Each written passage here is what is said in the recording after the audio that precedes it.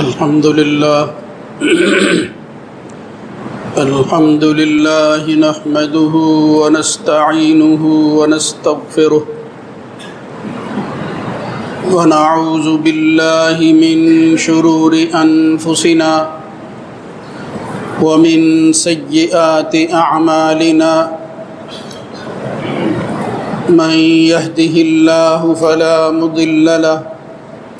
ومن يضلل فلا هادي له وأشهد أن لا إله إلا الله وحده لا شريك له وأشهد أن محمدا عبده ورسوله اللهم صل على محمد وعلى آل محمد كما صليت على إبراهيم وعلى آل إبراهيم في العالمين إنك حميد مجيد اللهم بارك على محمد وعلى آل محمد كما باركت على إبراهيم وعلى آل إبراهيم في العالمين إنك حميد مجيد أما بعد فإن خير الحديث كتاب الله وخير الهدى هدى محمد صلى الله عليه وآله وسلم وشر الأمور محدثاتها وكل محدثة بدعة وكل بدعة ضلالة وكل ضلالة في النار رب أعوذ بك من همزات الشياطين من همزه ونفخه ونفسه يا أيها الذين آمنوا اتقوا الله حق تقاته ولا تموتن إلا وأنتم مسلمون يا أيها الناس اتقوا ربكم الذي خلقكم من نفس واحدة وخلق منها زوجها وبث منهما رجالا كثيرا ونساء واتقوا الله الذي تساءلون به والأرحام إن الله كان عليكم رقيبا يا أيها الذين آمنوا اتقوا الله وقولوا قولا سديدا يصلح لكم أعمالكم ويغفر لكم ذنوبكم ومن يطع الله ورسوله فقد فاز فوزا عظيما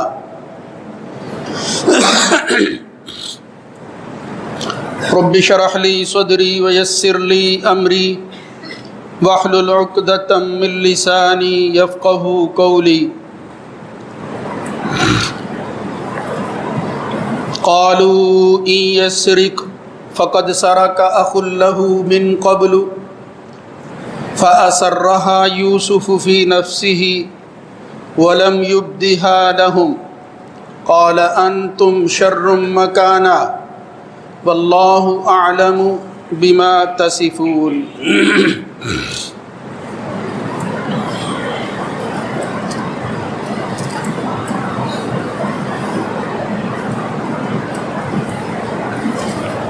اللہ رب العزت کی حمد و ثنا کے بعد درود و سلام سید الرسل خاتم النبیین جناب محمد الرسول اللہ صلی اللہ علیہ وآلہ وسلم کی ذات گرامی پر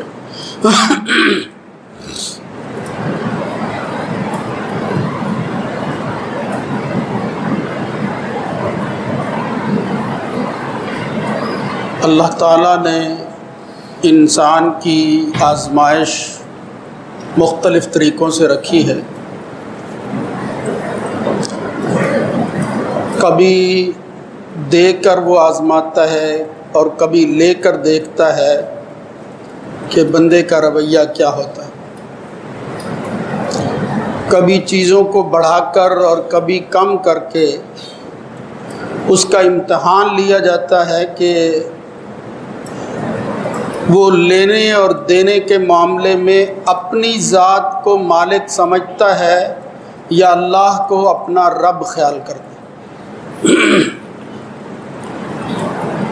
یہ جن حالات سے ہم گزر رہے ہیں، کئی مہینوں سے ہمیں جن سے واسطہ ہے، اس کے اندر جو چیزیں مشاہدہ میں آئی ہیں ان میں سے ایک بڑی چیز یہ ہے کہ روٹین کے معاملات سے ہٹ کر جب لوگوں نے زندگی گزارنا شروع کی اور پھر مالی حوالہ سے بالخصوص جب کچھ کمی ان کو دکھائی دی اور آمدن اس طرح نہ ہوئی جس طرح عام معمول تھا،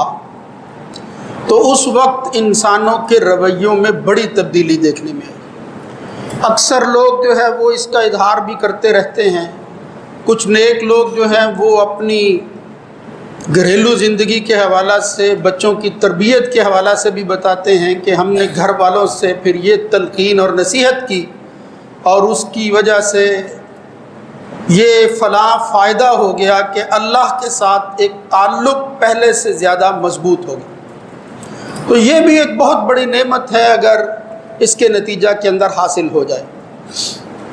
مگر میں آج جو اشارہ کرنا چاہتا ہوں اور شرعی اعتبار سے اس کے حل کی طرف توجہ مبذول کروانا چاہتا ہوں، وہ یہ ہے کہ جب معمولات سے ہٹ کر کوئی معاملہ ہوتا ہے اسی وقت پتہ چلتا ہے کہ یہ بندہ جو ہے اس کا اللہ سے کیسا تعلق ہے۔ انسان کے خمیر کے اندر کچھ ایسی چیزیں موجود ہیں کہ جس کی وجہ سے وہ اظہار کے اندر غلطیاں کر جاتا ہے اور یہ بھول جاتا ہے کہ شیطان دراصل جو اس کا دشمن ازلی اور ابدی ہے وہ تو یہی چاہتا ہے کہ اس کو ورگلایا جائے، وساوس کے ذریعے اس کو حق کے راستے سے ہٹا دیا جائے، وہ اپنے رب کو بھول جائے، اپنے خالق سے جو ہے وہ انحراف کا راستہ اختیار کر لے اور وہ میری جماعت میں شامل ہو جائے۔ تو ان رویوں اور ان عادات کے حوالہ سے جو تبدیلی آتی ہے یا پہلے کے اعتبار سے تبدیلی آتی ہے اور پھر انسان جس مزاج کو اختیار کرتا ہے وہ یہ ہے کہ انسان کا سیلف کنٹرول ختم ہو جاتا ہے۔ سیلف کنٹرول کا مطلب ہے ضبط نفس۔ اس کو عنوان بنا کر جو ہے وہ شریعت میں کئی چیزیں بیان کی گئی ہیں کہ بندے کو اپنے اوپر ضبط ہونا چاہیے۔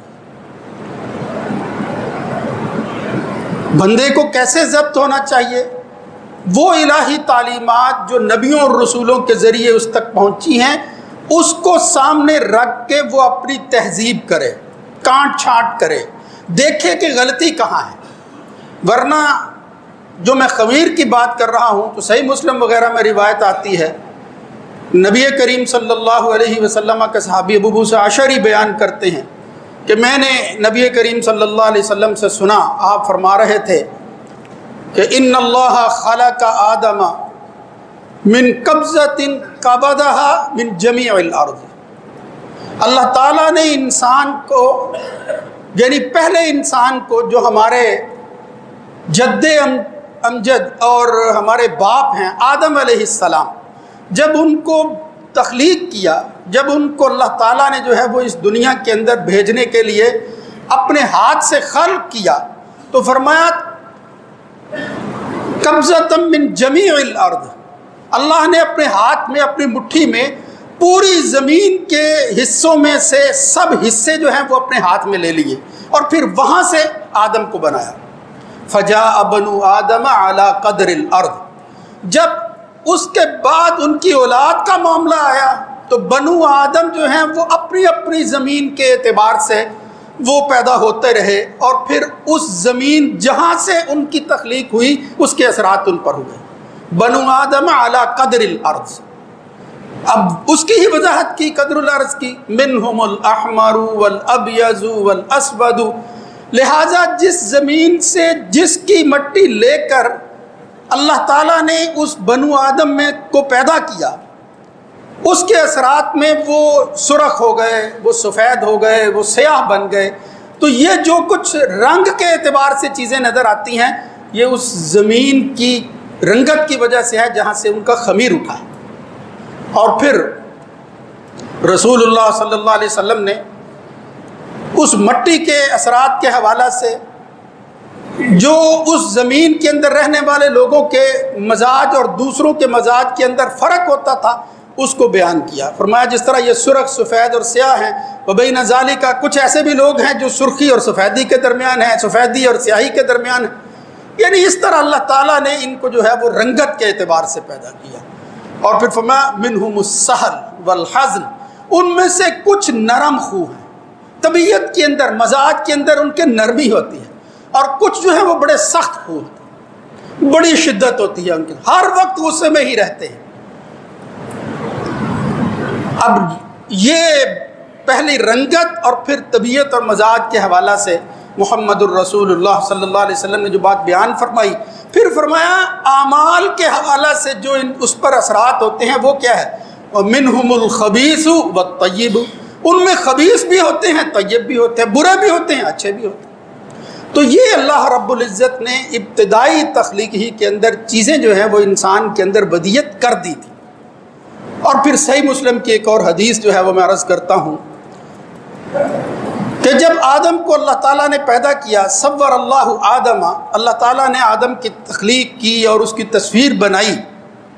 اور اس کو جنت میں جو ہے وہ چھوڑ دیا. فَتَرَكَهُ مِنَ الْجَنَّةِ مَا شَاءَ أَن يَتْرُكَهُ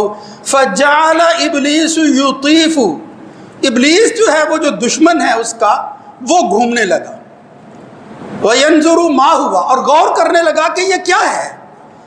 میں اس کی تخلیق پر غور کروں. فَلَمَّا رَآهُ أَجْوَفَ، جب اس نے دیکھا کہ یہ اندر سے خالی ہے، اجوف ہے، خالی ہے، اس کی تخلیق کے اندر جو ہے وہ بھرا ہوا نہیں ہے، خالی نظر آیا جب ابلیس کو، تو وہ کہنے لگا، یعنی اس کے حق کے اندر جب بات اس کو دکھائی دی تو پھر اس نے کہا کہ جس طرح اس کی تخلیق ہوئی ہے، جس طرح یہ خالی برتن کی طرح ہے، یعنی جب برتن خالی ہوتا ہے پھر کیا ہوتا ہے، بالکل اس نے کہا یہ بالکل اسی طرح ہے کہ فَإِنَّهُ لَا يَتَمَالَكُ، یہ جس طرح پیدا ہوا اور خالی ہے تو برتن خالی کی طرح یہ اچھلے گا زیادہ، کام اور فائدہ جو ہے وہ اس سے کم ہی اس کو حاصل ہوگا، یعنی اس کے اندر اچھال زیادہ ہوگا، اس کو ضبط جو ہے وہ حاصل نہیں ہوگا. تو میں اس کے عدم قدرت کی وجہ سے، یعنی یہ جو اس کو ملکہ حاصل نہیں ہے اپنے خالی پن کی وجہ سے، یتمالک کا معنی ابن عطیہ وغیرہ بیان کرتے ہیں اے لیس لہ القدرہ، یعنی اس کو قدرت نہیں ہوگی. کس چیز کی؟ عند الغضب والغیظ، جب غصے کا کوئی کام ہوگا تو وہ اس وقت صلاحیت نہیں رکھے گا کہ اس غصے کو ضبط کر سکے. یعنی وہی بات جو میں عرض کر رہا ہوں کہ نفس کے اندر ضبط کی کمی ہوگی، تو اس کی وجہ سے وہ پھر اپنا کام کر سکتا ہے اور اس کو ورغلا سکتا ہے جب تک کہ وہ رسولوں کی تعلیمات کا اپنے آپ کو پابند نہ کر لے، اور اپنی اصلاح اس اعتبار سے نہ کر لے کہ جس میں وہ اس شیطان کا مقابلہ کرنے اور اپنے اعمال کا دفاع کرنے کے قابل ہو سکے. تو ان احادیث سے معلوم ہوتا ہے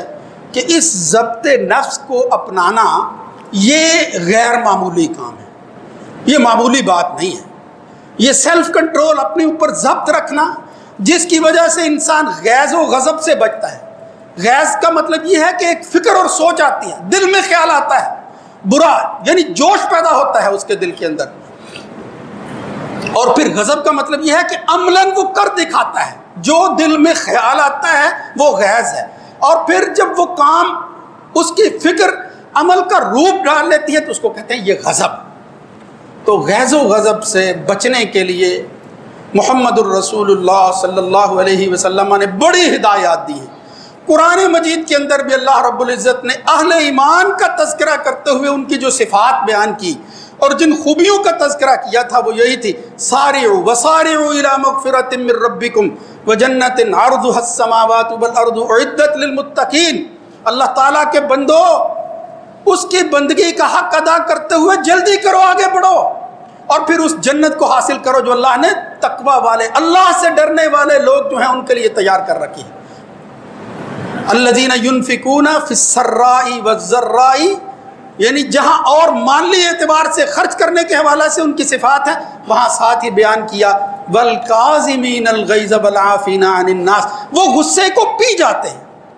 یعنی جب ان کو خیال ہی آتا ہے تو وہ سمجھتے ہیں کہ یہ حملہ ہے، یہ شیطان جو ہے وہ میرے خالی پن کی وجہ سے فائدہ اٹھانا چاہتا ہے، مجھے رجوع کرنا چاہیے محمد الرسول اللہ صلی اللہ علیہ وسلم کے فرامین کی طرف کہ اب اس کا حل کیا ہے، مجھے کیا کرنا ہے اس حالت کے اندر۔ والکاظمین الغیظ والعافین عن الناس، اور پھر اگر کوئی زیادتی بھی کرتا ہے درگزر کرتے ہیں۔ یہ بہت بڑے حوصلے کا کام ہے میرے بھائیوں، یہ عام لوگوں کا وتیرہ نہیں ہے۔ یہاں جو میں تبدیلی کی بات کر رہا ہوں، ان حالات کی وجہ سے جب مالی اعتبار سے کچھ نقص آتا ہے تو پھر انسان یہ بھول ہی جاتا ہے کہ یہ اللہ کی طرف سے ہے، یہ میری آزمائش ہے، اب یہاں مجھے ٹھہراؤ پیدا کرنا چاہیے۔ لیکن وہ متانت، ٹھہراؤ، سنجیدگی کی بجائے آدمی جذباتی ہو جاتا ہے اور پھر اس کی وجہ سے کڑتا رہتا ہے، اپنے اوپر ہی اس طرح کی سوچ طاری کر لیتا ہے جس کی وجہ سے کئی مسائل کا شکار ہوتا ہے، اور پھر انسان اس کو اچھے نہیں لگتے۔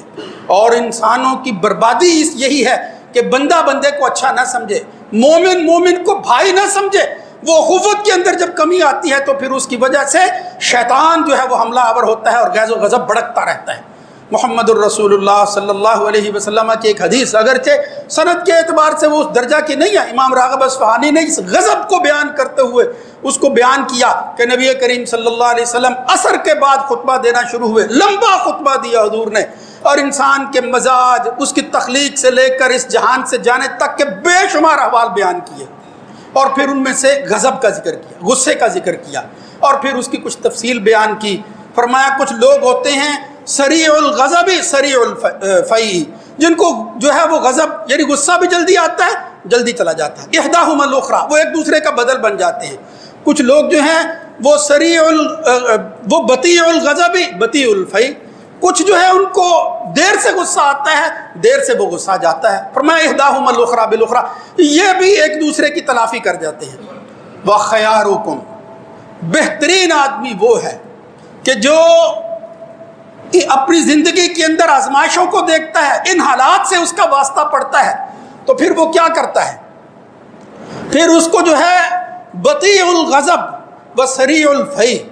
بہترین انسان وہ ہے کہ جو مزاج کے اندر اتنا ضبط رکھتا ہے کہ اس کو غصہ آتا ہے لیکن جب معاملہ انتہا پر پہنچ جاتا ہے، ورنہ وہ غصے میں نہیں آتا، اور جب غصہ اس کو آ جاتا ہے دیر سے تو اس کے دور کرنے میں وہ دیر نہیں کرتا،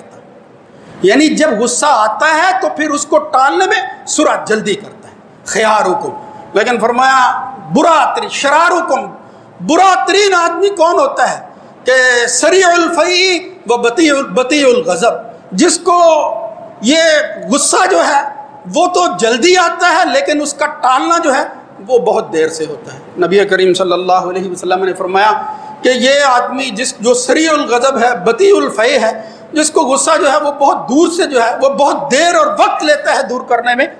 رسول اللہ صلی اللہ علیہ وسلم نے فرمایا وہ شریر آدمی ہے، وہ خیر پر نہیں ہے، وہ شر پر ہے، اس کو اپنا جائزہ لیتے رہنا چاہیے۔ اس لیے میرے بھائیوں، ان حالات کے اندر ہمیں یہ اپنے اوپر کنٹرول کرنا، ضبط کرنا، حالات کے مطابق ڈھالنا، یہ بھی مومن ہونے کی نشانی ہے۔ یعنی آپ دیکھیں کہ اگر اسلام اور ایمان کے بعد بھی اس کے مزاج کے اندر وہ کافروں کی طرح یکسانیت رہی تو اس کا مطلب یہ ہے کہ اس نے اللہ رسول کی بات کا اعتبار نہیں کیا،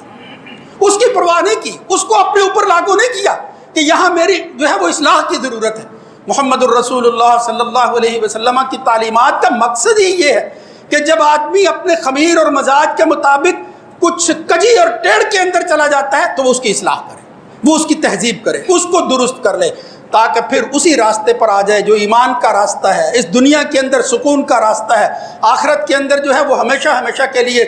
تبدیلی اور ایسی زندگی کا راستہ ہے کہ جس کے اندر نہ دکھ ہوگا، نہ کوئی ایسی آزمائش ہوگی، نہ کسی چیز کی کمی ہوگی، جو جی چاہے گا اللہ رب العزت اس کے سامنے جو ہے وہ حاضر کر دے گا۔ لیکن اس کے حصول کے لیے محمد الرسول اللہ صلی اللہ علیہ وسلم کی وصیتوں پر عمل کرنا ہے۔ ایک آدمی آیا اور اس نے کہا یا رسول اللہ اوصینی، وصیت کیجئے، یعنی وصیت آخری فیصلہ ہوتا ہے، اس سے بڑھ کر کوئی بات نہیں ہوتی۔ اب آپ اندازہ کریں کہ آدمی کسی کو وصیت کا کہے اور جس سے وصیت لی جا رہی ہے وہ اللہ کا رسول ہو۔ محمد الرسول اللہ صلی اللہ علیہ وسلم کے پاس جب اس طرح کچھ لوگ آ کر بات کرتے اور نصیحت کے لیے کہتے تو حضور جب وصیت کرتے اس کے مزاج کے مطابق بات کرتے تھے، کسی کو کچھ فرماتے کسی کو کچھ فرماتے۔ یہاں جس آدمی کا ذکر ہوا وہ آیا تو اللہ کے نبی صلی اللہ علیہ وسلم نے اس کے مطالبے پر جب اس نے کہا مجھے وصیت کیجئے، آپ نے فرمایا لا تغضب، غصہ نہ کیا کر۔ پھر کہا لا تغضب، صحابی کہتے ہیں فرد ذالک مرارا، یہی کلمہ اس کو بار بار حضور کہتے رہے غصہ نہ کیا کر، کئی بار دہرایا نبی کریم صلی اللہ علیہ وسلم، اتنی بار دہرایا کہ پھر اس سے اندازہ ہوا کہ محمد الرسول اللہ صلی اللہ علیہ وسلم اس کی طبیعت اور مزاج کے اندر جو کمی تھی، جو نقص تھی، دراصل اس کو دور کرنا چاہتے تھے۔ تو رسول اللہ صلی اللہ علیہ وسلم کی ایک حدیث نہیں ہے، بے شمار ایسی حدیثیں ہیں جس میں فرمایا بہادر آدمی کون ہوتا ہے، لیس الشدید بالسرعہ، وہ نہیں ہے کہ جو ظاہری طاقت کے بل بوتے پر دوسرے کو پچھاڑ دے اور پہلوان بن جائے۔ فرمایا انما الشدید الذی یملک نفسہ عند الغضب، پہلوان تو وہ ہے کہ جب اس کو غصہ آتا ہے تو وہ پی جاتا ہے اور پھر کنٹرول اور ضبط اس کے اندر موجود ہوتا ہے، وہ ظاہری پہلوانی کے مقابلہ کے اندر بڑے ہنر کا مالک ہے۔ الذی یملک نفسہ عند الغضب، یہ غصہ، یہ خوشی، غمی، یہ ساری عادتیں جو ایک دوسرے کے مخالف ہیں، کیا یہ ہر حال کے اندر انسان کو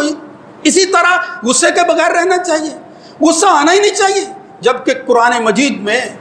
نبی کریم صلی اللہ علیہ وسلم کی زندگی میں کئی ایسے واقعات ہیں جن سے معلوم ہوتا ہے اللہ کے رسول صلی اللہ علیہ وسلم غصے میں آئے، ناراضگی کا اظہار کیا۔ تو اس کا مطلب یہ ہے کہ کیا حضور کو سیلف کنٹرول نہیں تھا؟ نہیں میرے بھائیوں، یہ ایمان والوں کی آپس کی زندگی کی بات ہے، عام معمول کی زندگی کی بات ہے، جس کے حوالہ سے ایک واقعہ ملتا ہے صحیح روایتوں کے اندر،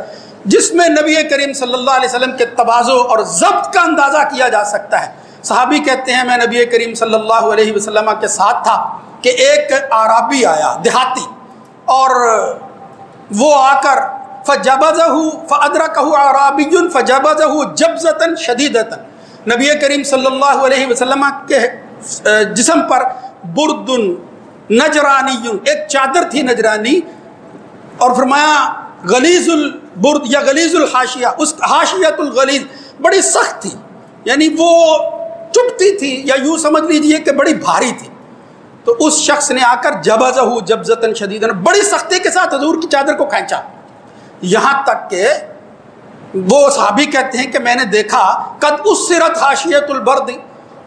کہ وہ جو چادر کے نشانات ہیں وہ نبی کریم صلی اللہ علیہ صفحات عاتق رسول اللہ صلی اللہ علیہ وسلم، حضور کے جسم پر جو ہے وہ نظر آنے لگے، اتنی زور سے کھینچا۔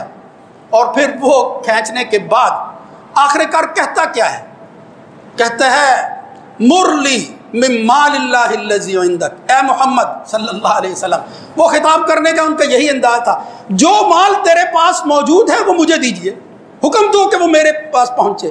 مال مانگنے آیا ہے، حضور کے ساتھ سختی کر رہا ہے۔ فالتفت الیہ رسول اللہ صلی اللہ علیہ وسلم، دوسرے صحابی دیکھ رہے تھے کہ ایک اشارہ ہو اور ہم اس کا کام تمام کر دیں، اللہ کے رسول کے ساتھ یہ زیادتی، لیکن نبی کریم صلی اللہ علیہ وسلم اس کی طرف متوجہ ہوئے، فضاحی کا بجائے اس کے کہ اس کو برا بھلا کہتے اور پھر کہتے کہ ایک طرف میرے ساتھ زیادتی کر رہے اور دوسری طرف مال مانگ رہے ہو، نہیں، اللہ کے رسول نے دیکھ کر مسکرا دیا اور پھر کہا کہ دے دو جو کچھ وہ مانگتا ہے، وہ مانگنے والا ہے، اللہ نے مجھے دینے والا بنایا ہے، میں اللہ کی تقسیم کرتا ہوں، دے دو اس کو۔ اس سے آپ اندازہ کر سکتے ہیں کہ ضبط کتنا تھا محمد الرسول اللہ صلی اللہ علیہ وسلم، اور یہ صالحین کا ضبط، یہ قدوہ اور اسوہ ہے ہمارے لیے۔ اللہ کے نبی ہی ہمارے لیے جو ہے وہ ایک مثال ہے۔ سورہ یوسف کے اندر یہ جو آیتیں میں نے آیت اس وقت پڑھی تھی، یہ قابل غور ہے، یعنی بھائیوں نے یوسف علیہ السلام کے ساتھ کیا کچھ نہیں کیا تھا، اور جب وہ بادشاہت کے منصب پر فائز ہوئے اور وہ کچھ مانگنے گئے ہیں، اور اس وقت انہوں نے اپنے دوسرے بھائی بنیامین کو اپنے ساتھ رکھنے کے لیے ایک برتن چھپا لیا تھا، وہ سارا واقعہ آپ سنتے رہتے ہیں۔ تو اس وقت بھائیوں نے بھی جو جواب دیا تھا وہ کیا تھا؟ قالوا ان یسرق، کہ اے بادشاہ، ان کو نہیں معلوم تھا کس سے خطاب کر رہے ہیں، اس نے اگر چوری کی ہے فقط سرق اخ لہ من قبل، اس کا پہلے ایک بھائی گزرا ہے وہ بھی چوری تھا۔ فَأَسَرَّهَا يُوسُفُ فِي نَفْسِهِ، آپ اندازہ کریں بالکل جھوٹے ہیں، وہ ظالم ہیں، انہوں نے کیا کچھ نہیں کیا اس شخص کے ساتھ۔ فَأَسَرَّهَا يُوسُفُ، یہ ہے بڑے لوگوں کا انداز، یہ ہے ضبط جس پر یہ صالحین، یہ انبیاء جو ہے وہ فائز ہوتے ہیں۔ یوسف علیہ السلام نے بجائے اس کے کہ کہتے ہیں کہ یہ اب تو پھنسے ہوئے ہیں، اب ان کا علاج کرنا چاہیے، اثر رہا یوسف فی نفسہ، اپنے ہی جی کے اندر وہ غصے کو پی گئے، چھپا لیا انہوں نے، ولم یبدھا لہم، انہوں نے بتایا نہیں کہ نہ اس نے چوری کی ہے نہ اس کے بھائی نے چوری کی تھی، ظالموں یہ سب کچھ تم الزام کے طور پر ان کے ذمے لگا رہے ہو۔ نہیں فرمایا قال انتم شر مکانا، تم اپنے کرتوتوں کے اعتبار سے کسی اچھی جگہ پر کھڑے نہیں ہو، شر مکانا، مگر فرمایا واللہ اعلم بما تصفون، یہ جو کچھ تم بیان کر رہے ہو جن افراد کے حوالہ سے کہ انہوں نے چوری کی، اس کا بھائی بھی چور تھا، اس کی حقیقت تو اللہ ہی جانتا ہے۔ تو میرے بھائیوں یہ اشارے کرنا مقصود تھی کہ نبی کریم صلی اللہ علیہ وسلم ہو یا پہلے انبیاء، ان کے ہاں جو ضبط موجود تھا، اس کی مثالیں موجود ہیں، اس کے مقابلہ کے اندر اگر کبھی حضور غصہ میں آئے کہ جو غصہ ضروری ہوتا ہے وہ حضرت عائشہ رضی اللہ تعالیٰ عنہ نے بیان کیا ہے، اس کی تفصیل جو ہے اس میں جانا ممکن نہیں ہے۔ وہ کہتی ہے کبھی نبی کریم صلی اللہ علیہ وسلم نے اپنے کسی عمل کی وجہ سے، اپنے اوپر زیادتی کی وجہ سے، منتقم رسول اللہ صلی اللہ علیہ وسلم قط، کبھی بھی حضور نے اپنی ذات کے حوالے سے انتقام نہیں لیا، نہ ہی کسی خادم سے، ولا امرأۃ ولا خادما الا ان یجاہد فی سبیل اللہ۔ ہاں اگر کوئی شخص جو ہے وہ کسی میدان جنگ کے اندر حضور کے سامنے آ گیا تو وہ اور بات ہے، ورنہ یہ عورتوں پر، یہ خادموں پر ہاتھ نہیں اٹھاتے تھے محمد الرسول اللہ صلی اللہ علیہ وسلم، الا ان ینتہک شیء من محارم اللہ، ہاں اللہ کی کوئی حد ٹوٹتی ہو، کسی قانون کے اندر کوئی شخص تبدیلی پیدا کرنے کی کوشش کرتا ہو اور پھر اس کی وجہ سے معاشرے پر اس کے اثرات ہوں، تو پھر وہ خواہ ان کا قریب ترین، وہ دل کے سب سے زیادہ قریب اور محبوب وہ حضرت زید کا بیٹا اسامہ ہی کیوں نہ، جس نے آ کر سفارش کی ایک مخزومی عورت کی، تو محمد الرسول اللہ صلی اللہ علیہ وسلم نے خطبہ دیا اور فرمایا تم سے پہلے لوگ اسی لیے جو ہے وہ ہلاک ہو گئے کہ جب ان میں سے کوئی بڑا بندہ جو ہے وہ جرم کرتا تھا ترکوہ، وہ اس کو چھوڑ دیتے تھے، وَإِذَا سَرَقَ فِيهِمُ الضَّعِيفُ، لیکن جب کوئی چوری اور برائی کوئی کمزور آدمی کرتا تھا اس کو وہ پکڑ لیتے تھے۔ اس لیے وہ الفاظ جو نبی کریم صلی اللہ علیہ وسلم کے رہتی دنیا تک ایک مثال رہیں گے کہ یہاں یہ تو مخزومی قبیلہ کی عورت ہے، لو ان فاطمہ بنت محمد سرقت لقطعت یدہا، اگر فاطمہ بنت محمد بھی چوری کرتی میں اس کا ہاتھ کاٹ دیتا۔ تو اس وقت کہتے ہیں حضور نے اسامہ سے مخاطب ہو کر کہا تھا اتشفع فی حد من حدود اللہ، غصے کے اندر قد احمر وجہہ، اللہ کے نبی صلی اللہ علیہ وسلم کا چہرہ سرخ ہو گیا تھا، اور پھر آپ فرماتے تھے کیا اللہ کی حدوں میں سے ایک حد پر جو ہے وہ تم مجھ سے سفارش کرو، اس کی اجازت نہیں ہے۔ اسی طرح ایک صحابی کہتے ہیں کہ ہم بیٹھے ہوئے آپس کے اندر کنا نتنازع فی القدر، مسئلہ تقدیر کے حوالے سے جو ہے وہ جھگڑ رہے تھے، نبی کریم صلی اللہ علیہ وسلم نے جب ہمیں دیکھا پھر حضور کا چہرہ جو ہے وہ متغیر ہو گیا، رنگ سرخ ہو گیا، اور پھر فرمایا انما اہلک الذین کان قبلکم، تم سے پہلے لوگ جو ہیں وہ اسی لیے ہلاک ہوئے کہ انہوں نے اس مسئلہ کے اندر اسی طرح تنازع کیا تھا، بعض قرآن کی آیتوں کو بعض کے ساتھ جس طرح تم ٹکرا رہے ہو انہوں نے بھی ٹکرایا، اور پھر اس کی وجہ سے جو ان کا انجام ہوا، عزمت علیکم، میں انتہائی پختگی کے ساتھ تمہیں حکم دے رہا ہوں، اللہ تتنازعوا فی ھذا الامر، اس مسئلہ تقدیر کے حوالہ سے ہرگز تنازع پیدا نہ کرنا، یہ ایمان کی بات ہے، یہ تسلیم کرنے کا معاملہ ہے، اس میں تنازع اور جھگڑے کی ضرورت نہیں ہے۔ تو یہ اس طرح کی، اور حضرت معاذ کے حوالہ سے جب انہوں نے لمبی نماز پڑھا دی فرمایا افتان انت، کیا تو لوگوں کو فتنے میں مبتلا کرنا چاہتا ہے؟ یعنی جب کوئی اللہ کے محارم، اللہ کی مقرر کردہ چیزوں کے اندر تبدیلی کا وقت آتا، محمد الرسول اللہ صلی اللہ علیہ وسلم پھر اس کو قبول نہیں کرتے تھے، بلکہ اس کو برداشت کرنا عام آدمی کے لیے بھی وہ دیوسیت اور ذلت ہے، اور نبی کریم صلی اللہ علیہ وسلم تو جس منصب پر فائز تھے، جب آپ اصلاح نہ کرتے تو شاید وہ مسئلہ اسی طرح جاری ہو جاتا اور جائز سمجھ لیا جاتا، اس لیے حضور ٹوکتے تھے، حضور کی رنگت تبدیل ہو جاتی تھی۔ تو یہ جو مسئلہ آپس میں ایک دوسرے کے مخالف نظر آتا ہے، ان ساری احادیث کو، ان رویوں کو یکجا کرنے کے لیے میں نے اشارہ کر دیا ہے۔ اللہ رب العزت سے دعا کریں کہ یہ جن حالات کی وجہ سے اس طرح کے